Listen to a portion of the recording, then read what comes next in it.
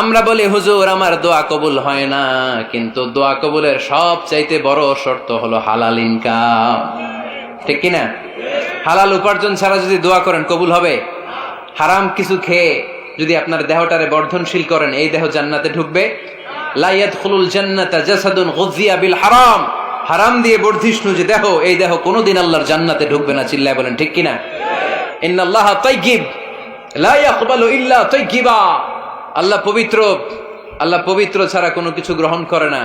এক লোক কাবার চারদিকে কাঁদতে কাঁদতে বেহুশ, ইয়া রাব ইয়া রাব ইয়া রাব বলে বলে কাঁদতেছে। সাহাবারা দেখে বলল, সর্বনাশ, আজকের দিনের সব সওয়াব তো এই লোক নিয়ে যাবে। তার চেয়ে বেশি সওয়াব তো কেউই কামাই করতে পারলো না। আল্লাহর হাবিব সাল্লাল্লাহু আলাইহি ওয়াসাল্লাম বললেন, ওয়া মাতআমুহু হারাম, ও যা খায় ওটা হারাম খায়। ওয়া মালবাসুহু হারাম, ও যা পরে হারাম টাকা দিয়ে কেনা ড্রেস আপ। ওয়া গুযিয়া বিল হারাম, ওর দেহটা বড় হয়েছে, বর্ধিষ্ণু হয়েছে হারাম খেয়ে। ফাআন্না ইউস্তাজাবু লাহু, কেন আল্লাহ তার দোয়া কবুল করবে? কশিন কালো তার দোয়া আল্লাহর আরশে পৌঁছবে না। চিল্লায় বলেন ঠিক কিনা?